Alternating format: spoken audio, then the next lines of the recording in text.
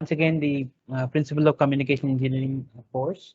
So in this particular class, we are going to extend our discussion, which we had already started on amplitude modulation or the first module.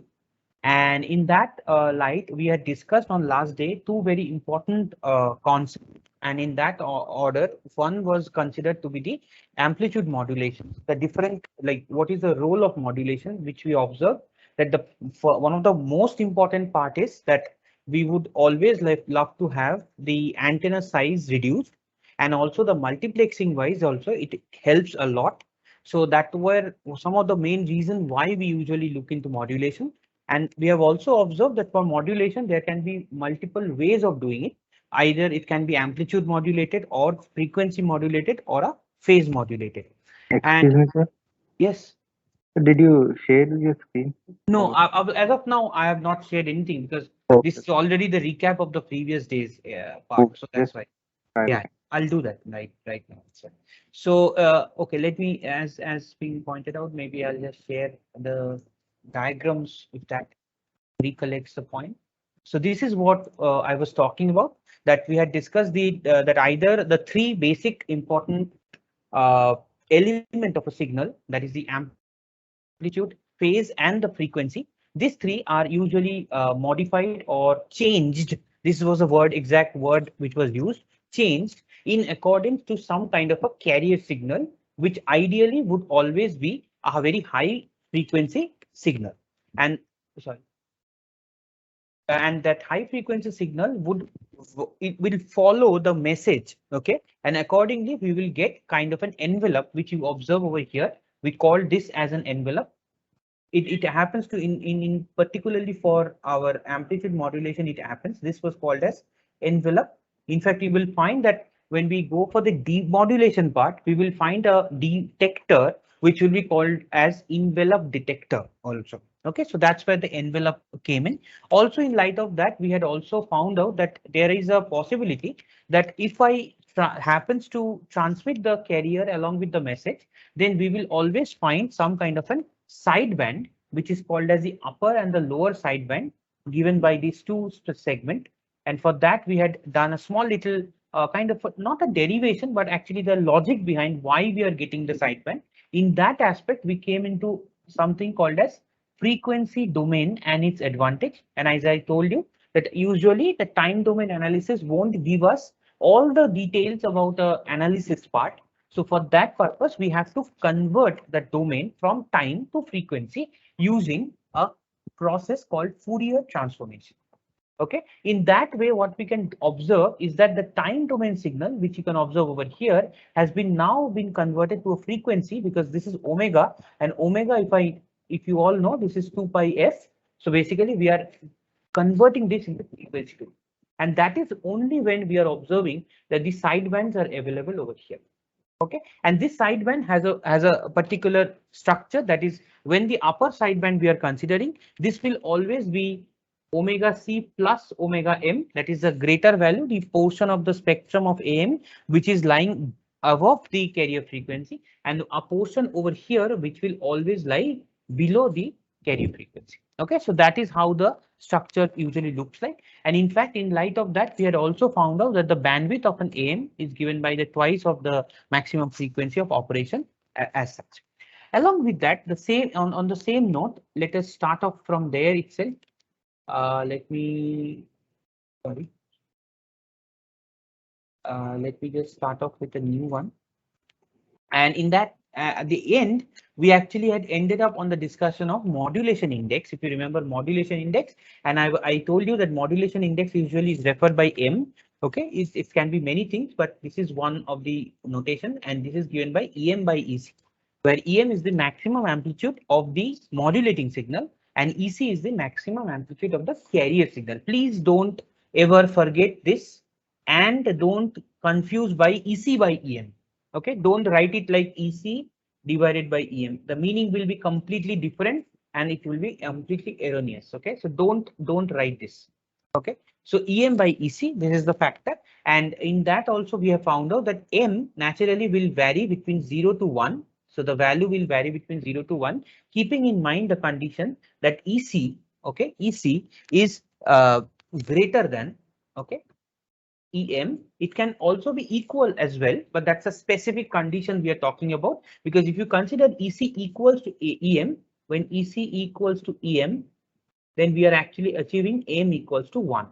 Okay, so this is what we call as a specific condition. And if we consider the other case, that is when EC, or the maximum amplitude of the carrier, is greater than EM, then we are in a spot of bother, because in that case M becomes M becomes M becomes greater than 1, and we named this one as the over modulation case.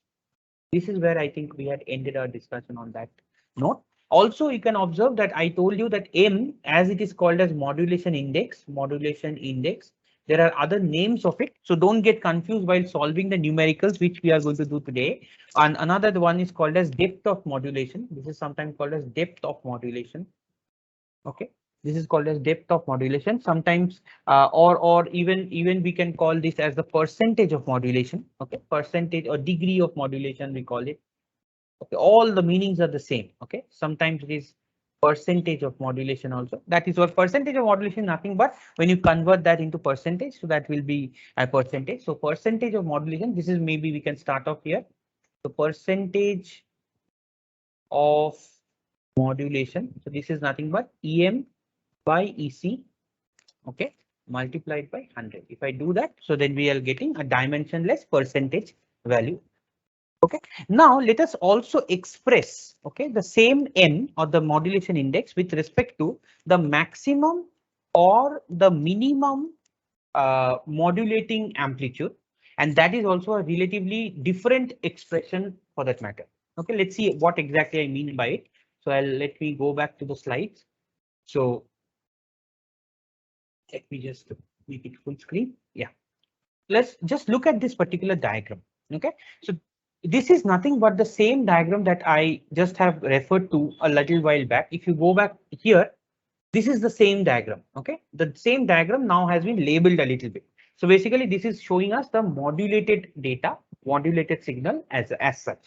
Now you can see there are few points which are highlighted over here. One is this one, although the nomenclature is a little different to what we are following, but still this is called as the EC. You can see here it's mentioned as AC. So they are referring it as an amplitude of the carrier. So this is basically the EC. Why? You can observe that ideally the amplitude, we are taking the first half of it, only this portion, because the portion that you are looking at over here, or the portion you are looking at somewhere at the bottom of half, this is all about negative axis. Okay, so for our analysis purpose, we are not going to consider that at all. It is just for the symmetry of the structure, symmetry of the diagram, we are introducing this envelope like this. Okay, so just imagine this way, that this is the amplitude EC, the carrier amplitude over here. I'm repeating it once again, what exactly it is. This is the modulated signal.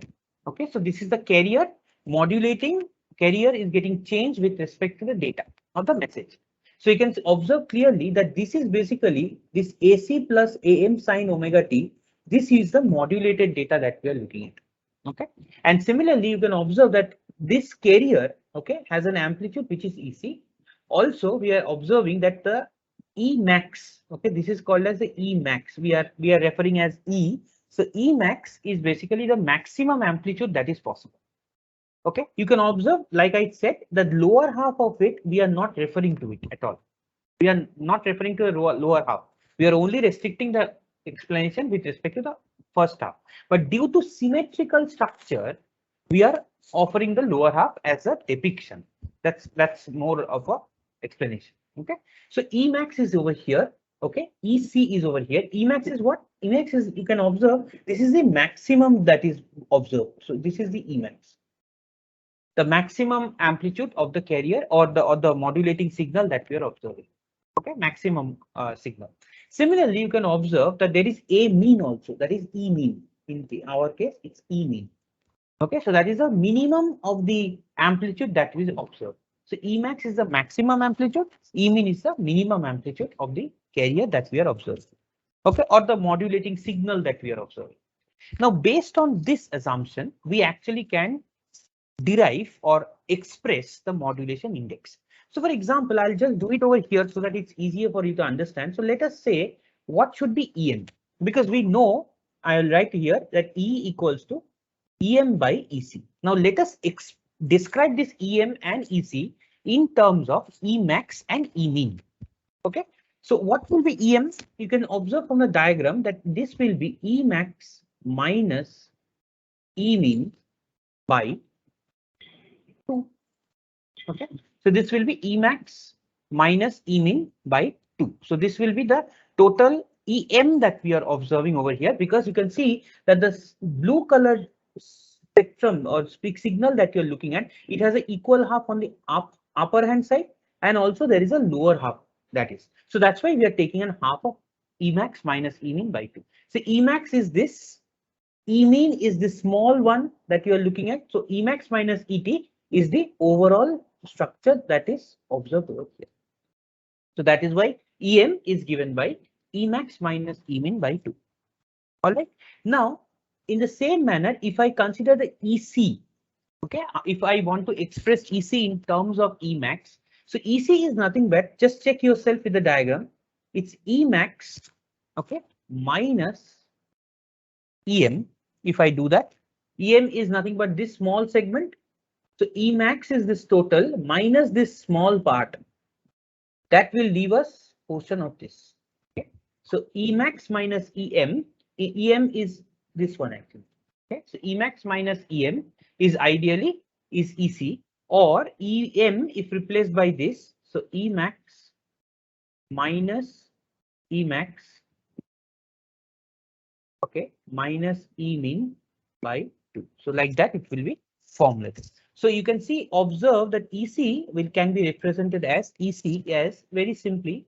These derivations are not required, but I'm just showing you the internal step that is going on. So this is by 2. So if I substitute EM by EC over here, so we are obtaining M, this is equal to Emax, please make a note of this, Emax minus Emean divided by Emax plus Emean. So this is another way of expressing modulation index. If for a given spectrum, the amplitude or maximum amplitude of the carrier as well as the or rather the carrier and the is given to us, and we are trying to find out what is the nature of modulation index, then we are going to use this. Otherwise, EM by EC, if it is directly mentioned over there, then we can use the other equation of EM by EC. So this we are going to use the EM by EC. Please make a note. EM by EC, we are going to write it down if the question, which we are going to follow after this, if with the question it is mentioned that the maximum amplitude of the modulating signal is this, and the carrier signal has a maximum amplitude of this, find out the modulation index. Then we'll take the direct ratio and we'll get the N. But suppose in the question is given just like that, like I'll give you the question now. Let me just give you the question. Please make a note of it. So the question, first question that we are going to solve today is that the amplitude, okay, the amplitude of the carrier after AM, okay, after the amplitude of the carrier after AM modulation varies. See the statement, varies, okay, between 4 volts to 1 volts. So it's a change of voltage. Emax and Emean is provided. So if this is kind of terms are provided in your question, then definitely you are going to use the Emax minus Emean and Emax plus Emean formula to find out the depth of modulation. So here the question is to find the depth of modulation, or in terms M. So simply what you can do, M is equal to Emax minus Emean. Please write the steps. Very simple question, but don't get confused, because this plus minus will result into different answers. Okay, so be careful. Emax minus Emean. So like that, 4 minus 1, 4 plus 1. So 3 by 5, which is approximately equal to 60% of depth of modulation. All right, so this is how the difference is. This is if the varies word comes in. But if it is directly mentioned that the sinusoidal carrier has an amplitude of 10 volt and the magnitude of the modulating signal has 3 volt, then find out the modulation index. Suppose I write down the question like this. Suppose to understand the difference, suppose the carrier, I'm writing in short, okay? Carrier has an amplitude of 10 volt, okay? And the baseband signal or the message signal has an amplitude of 3 volt. Then find out the depth of modulation or the modulation index. Then we are going to use the EM by EC. Okay, directly we will substitute 3 and 10. So this will be around the 30% of depth of modulation like that. All right, so hopefully this is clear to you how we are going to calculate and estimate the factor. And along the same line, let me just finish off the portion which are relevant with M, and then we'll come back to the question. Another thing that you please make a note, again, I'm not deriving, it's there in the material which I'm going to upload. So the peak amplitude, please make a note of this, the peak amplitude of sidebands. Okay, so peak amplitude of the sideband, what will it be? The formula for this is given by M by 2 multiplied by EC. Please make a note. Okay, I'm not deriving this, that can also be found out actually, because if you observe over here, this is the diagram. So suppose this is my carrier. So this is the maximum amplitude EC. So as far as the symmetry of the structure, the sideband, this is the USB, the upper sideband, this is the LSB, lower sideband. So this amplitude, okay, this can be calculated as M by 2 into EC. M by 2. So both the lower and the upper sideband will have a peak amplitude of this. So this is also one of the formulas. So suppose EC is given by 10 volts. Suppose the question is EC is given by 10 volt. Find the amplitude of the peak voltage, sideband voltage. Okay, so suppose the question is that the carrier has an amplitude of 10 volt. Okay, your degree or the value of your M, okay, that is given by suppose 0.3. Okay, then find out what is the peak amplitude of the sideband. So you can just substitute over here 0.3 divided by 2 into 10 volts. So this will be the answer for the maximum. Okay. So that is how to solve it. But you have, if you don't remember this formula, you are not going to solve it because it's a very symmetrical nature. So whatever you are doing for the right hand side, it will apply for the left hand side, but you have to calculate one of them correctly. All right. So this is basically peak amplitude. Another thing that comes in very handy with respect to this M, that like we are discussing the portion of M, and that is called as the transmission efficiency. So transmission efficiency. So what is that? Naturally, this is the efficiency at which the AM is going to transmit the data. So this is given by eta. Please make a note. Eta is given by power of LSB, okay, power of lower sideband power plus the upper sideband power divided by the total power. Okay, I'm writing it in short. Again, I'm repeating it. PLSB is the power of lower sideband plus power of upper sideband divided by total power. Now, what are the formulas of total power and all? We'll come back just after this. But for the time being, what we can do is we can just substitute this in terms of the expression as such. So this is given by, this is ideally, finally it will be given by, since we have not defined the power, I'm avoiding for the time being, but for the time being, just write it down, M square by 2 plus M square into 100%. So this is, efficiency is always calculated in 100%. So if I convert it, I'm again repeating it, power of LSB we have not calculated as of now. I'll come to that right now. The whole power segment will be different. But since we are continuing our discussion with the value M, the modulation index M, so we have defined the lower and the upper sideband or Emax minus Emin type representation. We have also used the M to find out what is the maximum height or maximum amplitude of the sideband.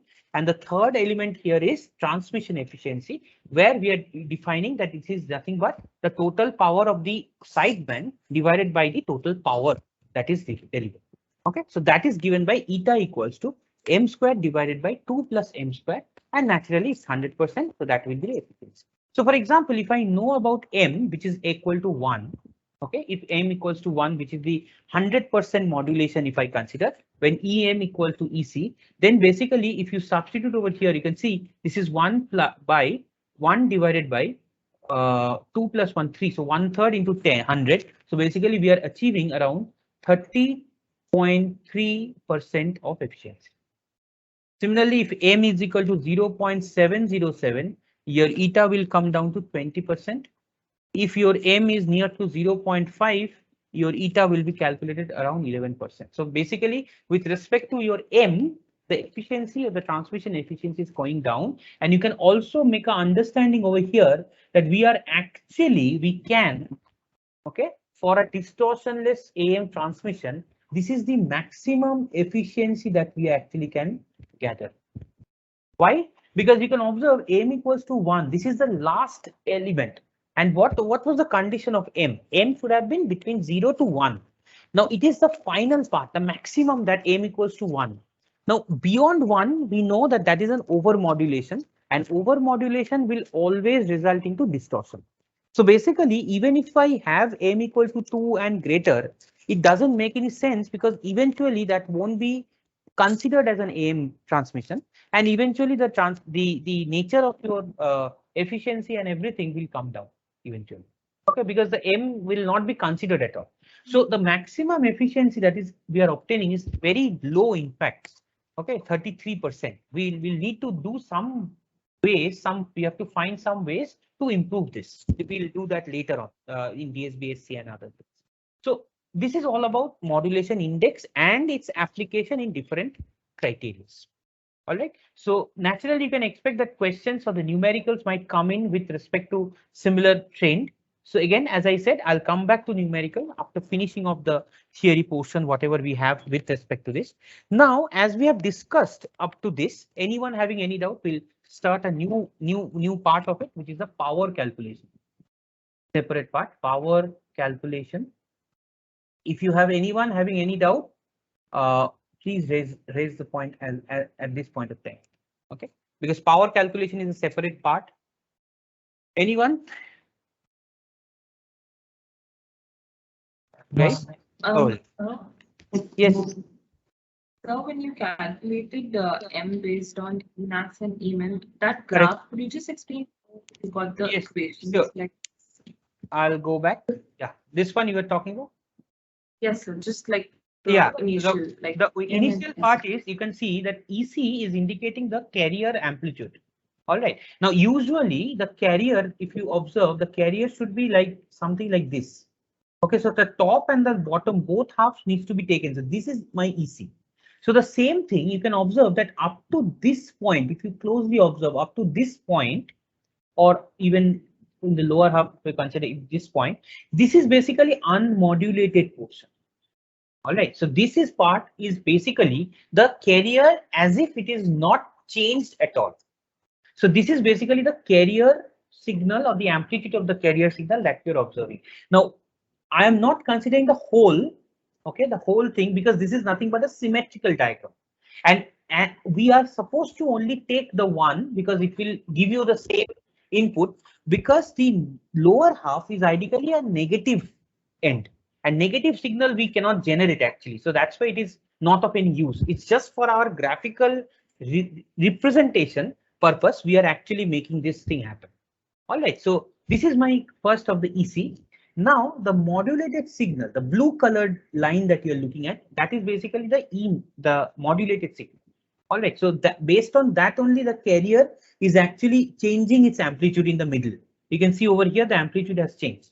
So that value we are considering as Emax. All right, the maximum of that amplitude is considered Emax, and the minimum portion of it is considered to be Emin. So Emax is the maximum amplitude. You can see the graph over here. So it's basically it's indicating from this point to this point. Okay, so the maximum threshold, maximum height of the EM wave, the final wave. And EC and Emin is the minimum portion of it, what we are considering. So these two are important, Emax and Emin. Okay. Now, relatively, if you observe over here, what we found out that the EM, okay, this will be nothing but EM over here, that is the Emax over here, okay, minus Emin. Emin is the small part. You can see this one. So Emax minus Emin is ideally the height. This one. Can you observe this carefully? Yes. Emax minus Yes, this sir. small one is basically this. So this is basically 2 AM. So that's why we are giving a 2. So this 2 gets cancelled. So we are getting M. So that's why this 2 is coming. All right. So that is why the EM we are observing. Why we are doing it? Because ideally we have to find this expression only. EM by EC. So EM is expressed in terms of maximum variation of amplitude and minimum variation of amplitude. And we are substituting over here.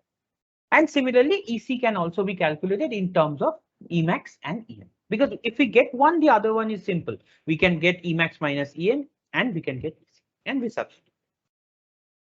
All right, so this is basically the explanation of the overall graph and all. Since the drawing of this is a little difficult, I know. Okay, so but if suppose the question comes in and you are trying to explain it, definitely you have to practice drawing it. Okay, some way or the other, you have to make sure that you are able to reproduce similar kind of diagram, not as perfect as this maybe, but at least the point should be clearly mentioned over there. All right, so this is basically what the portion that I discussed. So hopefully this is the rest of the things are clear, the efficiency, the other portion depth of modulation calculation. Now this is very important, the power calculation of AM. Okay. Now if you observe, or I'm assuming that you already know it, but still the power, okay, any signal, like we have discussed many properties of signal, usually the power is given by V square RMS value, that is the voltage applied and its RMS, divided by the R is the resistance that we have. And even for clarification, Vrms is meant by V peak, that is the maximum voltage, divided by square root 2. So even if you don't know it, these are the formula that we usually use. Now V peak can be what? It can be the EM or EC in our context, which is the maximum voltage of both the modulating and the carrier signal. So if I repress this, the power of carrier, suppose I try to find out power of carrier. So what will it be? PC, if I write it PC, so it should be V square RMS. Okay. So basically V peak by square root 2 whole square divided by R. All right. So this will be the case. And if I consider V peak as EC, so the value will be E square by 2R. Any doubt with this? Any doubt, anyone? No. All right. We are just pressing the same formula over here. We are just substituting it, nothing else. Okay. Similarly, if I consider the power of the sideband, if I consider the power of the sideband, so the same way, P of LSB is equal to P of USB. Now, already I told you that they are symmetrical. So the power is also symmetrical. So this, if I consider, is again V peak by square root 2 whole square by R. Now, if you remember, just now we have defined the peak amplitude of sideband, and which is M by 2 into EC. Okay, so we substitute that over here. M by 2 into EC whole square, and also maybe I'll do one thing, and 2 by 2 like this. So this will be square root 2, it becomes 2, so 2R. Okay, so basically this is, and this 2 gets 2 comes over here. So final expression becomes M square EC square by 4R. Okay, so please make a note here. Two important points we have observed. Power of carrier or PC can be defined as EC square by 2R if you know the value of the resistance of the circuit that we are working on. We can find it directly, and the the upper sideband and the lower sideband is given by this particular expression. All right. Now, if I want to find the total power, so let's find the total power simply. Sir? Yes, yes. Shouldn't it be m square ac square by 8r? Oh, sorry. I'm very sorry. Yes, correct. Very good. Good that you observed. So that is 8r actually. Please, guys, correct this. This is 4r. I typed it wrong. This is 8r. Okay.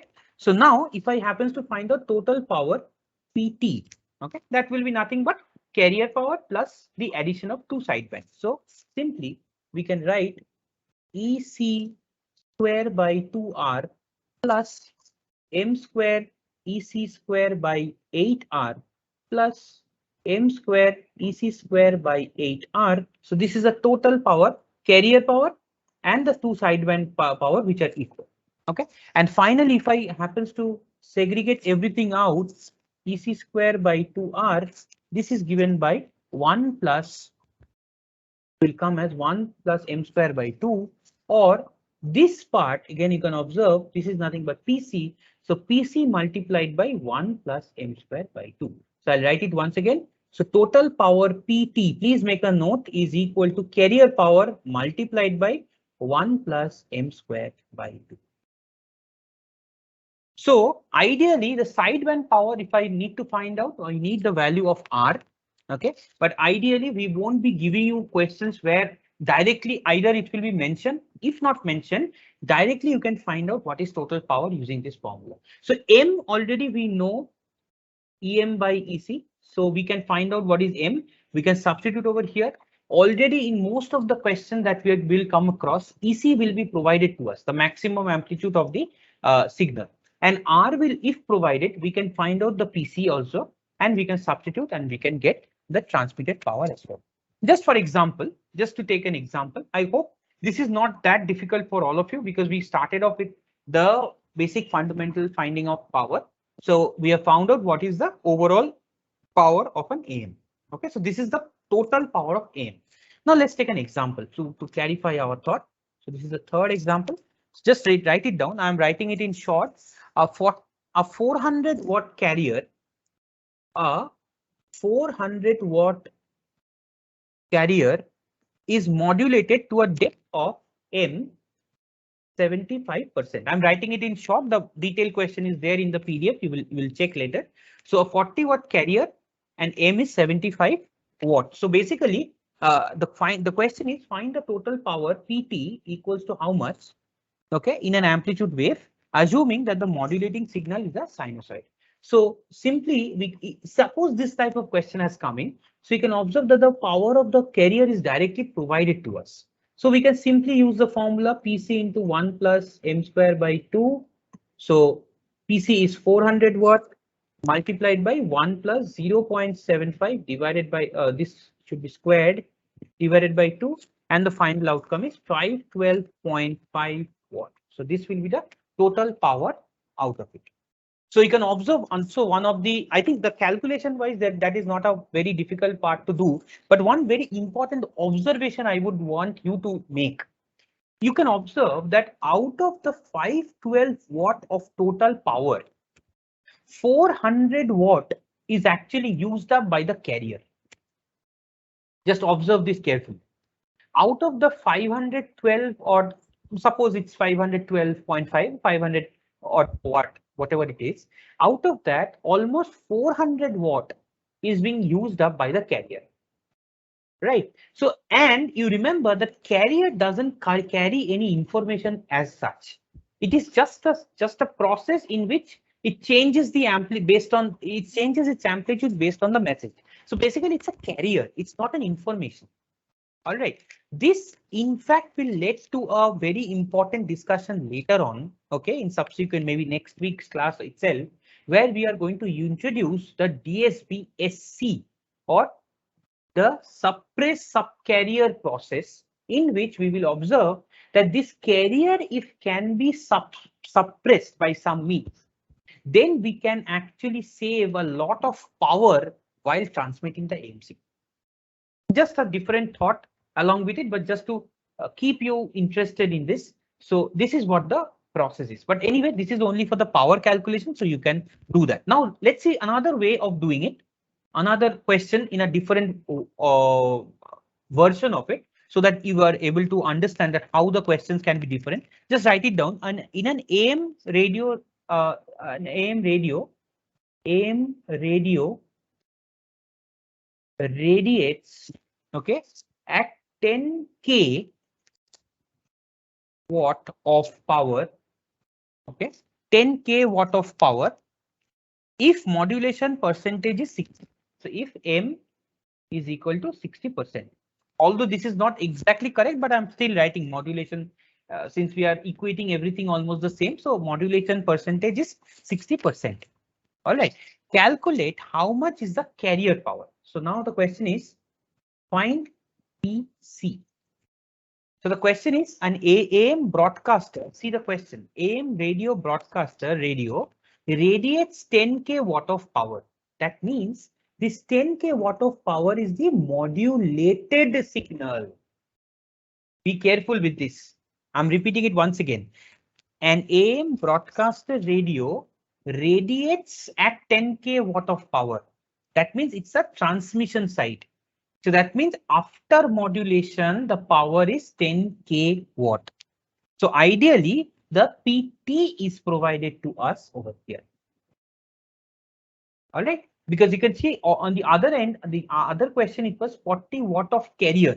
The carrier was provided to us. So the same way you can proceed with the same. So PT divided by 1 plus M square by 2, this will be PC. So you can just substitute and you can get the respective answers. So around 8 point, you can just check your own way. It will come around 8.4 kilowatt of power. Okay, I'm not doing the steps because the detailed step is given in the material. You can take it. It's just simple calculation, nothing much. So that is how you are going to do it. Okay, similarly, as I said, like if the question comes in this way, that try to find out what will be the what can be the bandwidth, okay, of the or the total power of the sideband. So in that case also sideband power also we can find out quite easily. So in that case we will require the M square by 4, and we will consider that the resistance that we are looking at is unity. Okay, we will neglect the portion of R just to think in that way. Let's see by this question. Let's see, we can discuss this question maybe. I don't know about the time. What is the time now? Let me just once.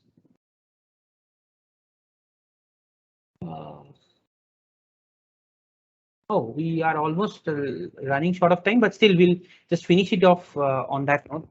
This question is important actually. So maybe I'll just put it over here. Just write it down, okay? I'll write the full question maybe. A carrier of 750 watt, okay, and 1 megahertz. Please make a note of this. 1 megahertz is amplitude modulated. I'm writing in short, is AM modulated by a sinusoidal signal of, so the modulating signal or the baseband signal of 2 kilohertz to a depth of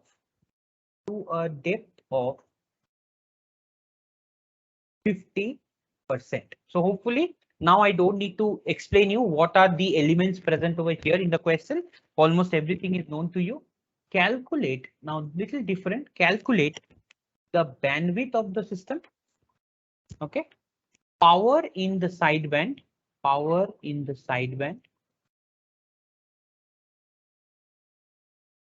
okay, and total power.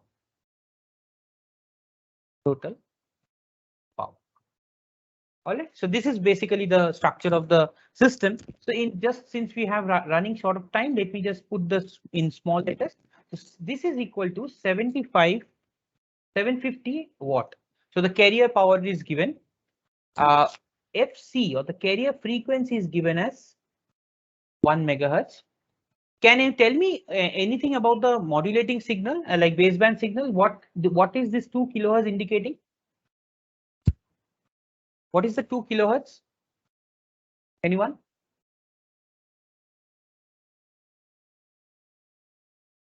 Guys, what is this 2 kilohertz? Yeah.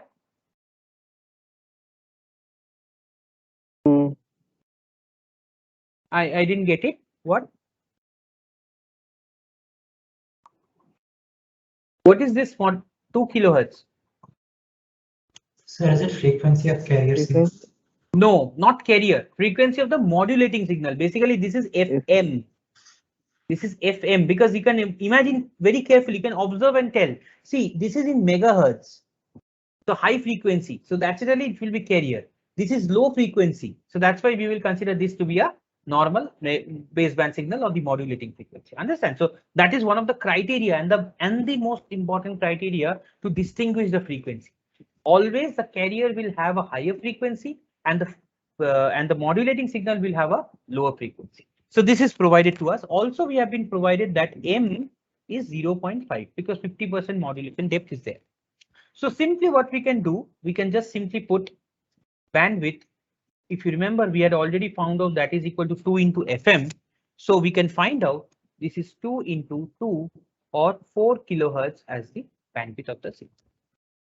All right. Even it can be alternatively proved in terms of the USB and the LSB as well. I'm not going to that because that portion is also there in the course page. You can check on your own. What I'm interested in you to show is the power in the sideband.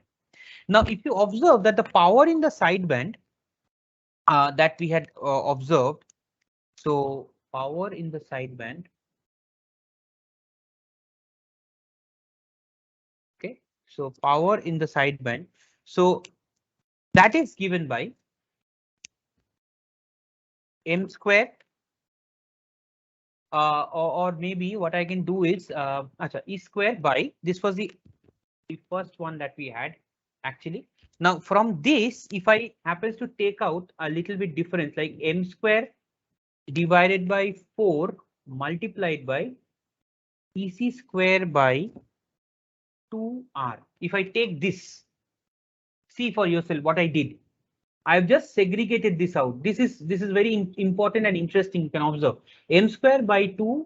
This was a formula that we have already referred to. If you go back a little bit, this is where I have mentioned. So now what I want to do is that since we don't have this R with us, we want to make it as if this is arranged in this order.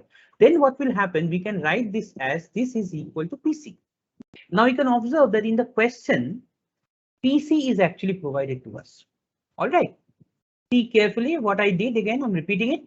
So we have M square by M square EC square by 8R, but we don't know about R. But what we can do, we can arrange it in a way so that the right hand side is becoming PC. Now, since PC is provided to us, we can substitute directly. So this is 0.5 whole square by 4 multiplied by 750 watt. And this is calculated as around 46.875 watt. And this will be same for USB and LSB. So this is both P LSB equals P USB equals 46.875. So this is basically the power. So the total power, naturally I can observe. So this will be 750 already is provided to us into 1 plus M square by 2. So 750 plus, multiplied by 1 plus 0.5 whole square by 2 equals 843.75 watt. So hopefully this part is not that difficult for you because if you know the formulas, you can directly substitute and you can get the answers correctly. So what we have learned today is the power in AM plays an important role because we have to find out the carrier power. We have to also find out the sideband power. We have also find out the total power. So that's one thing. We have also explored the detail about the modulation index and how they are used. Now, if I go back, I think it is there. Now you can observe that why this is PUS power has been mentioned over like this transmission efficiency. You just substitute. I'll keep it for you for to do. So this is M square by 4 into PC, this USB. So this into 2. Okay. Divided by total power, which is 1 plus M square by 2 into PC. So PC is getting cancelled and other calculation, if you yield, you can see this is why it is coming as M square by 2 plus M square. I'll just keep this open with you. You can just substitute and you can get the answers, just to prove that why I have mentioned this as m square by 2 plus m square. Back then we didn't knew about power of LSB and USB, but by the end of this class now we are in a position to understand that what is power of USB, power of LSB, and we can add up the two and we can calculate from total power that what is the transmission. All right, so hopefully this has been pretty engaging and interesting to all of you, because this is a very important portion of the first module where you can expect a lot of questions, especially related to this. If time permits, if given circumstances arises, I'll try to solve as much more problem in due course. Otherwise, I'll also give you some practice problems for that to make you comfortable in this segment. All right, just before I leave, because we still have 2 minutes, just give me 2 minutes before we end our discussion. I just want you to show something which is very interesting. Okay, what I did is I wrote a program actually, okay, on AM. Okay, this is in MATLAB. I read a little bit of program on AM, and you can observe that this part is now will be pretty much known to all of you since we had finished this portion. So what I'm asking is from the user, I'm asking the modulation index or the depth of modulation, whatever you call it. And I'm making making it happen that the input is either between 0 to 1. So I'm neglecting the over modulation condition where it can be greater than 1. That condition I'm completely negating. So in that case, I'm mentioning that m may be less than or equal to 1 or greater than 0. So this is the condition that we have to make. And then we have considered the modulating signal. You can see the amplitude, that is the EM. In our case, it's EM. And we have considered the frequency, time period for plotting, and this is the amplitude of the baseband signal. You can see the baseband signal I mentioned. All right. Similarly, I have also made the carrier signal over here. The same carrier signal. You can also observe that the frequency has been multiplied by 10 times, because as we know that the carrier signal will have a higher frequency than that of the message signal. So that's what I did.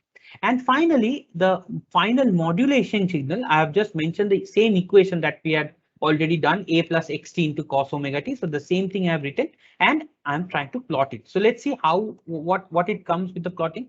So I'll just run. So it is asking the user to give a modulation. So suppose I give as 0.5. And if I press on it, so this is basically the message signal. This is the baseband signal. See my cursor. This is basically the carrier signal, high frequency signal, and this is the envelope that is coming. See the envelope. This is the envelope. All right. So this is basically the E max. If you observe, I don't know whether you can observe it. I can't write it over here, but this is basically the E max portion. The maximum amplitude over here to this. We won't consider the lower half, only the first half. Okay. Now, if I happens to cross this and I rerun it, okay, and I give something like 0.9, close to 1. See what happens. Sorry. 0.9. Now, very carefully, you can observe that the signal that you're observing, especially here in this part, okay, it is a chance that it might get overlapped or it might start to distort. Okay, so that is basically the way the diagram would look like when you are looking at overmodulation and when you are introducing the distortion in it. Okay, so if you want, you can actually code those people who are in a liking of coding and all. You can just go ahead in doing the other portion, that is if what happens when it's over modulation. You can write the code and you can share it with me so that I can just check, or maybe we can see it over here as well. Since you don't have a lab, I can't show you as such. So just to give you a structure of it, I thought of showing you this structure diagram. All right, so let me stop the recording as such. So I'll stop sharing and I'll stop recording, but don't go anywhere. Don't go anywhere. I'll stop recording.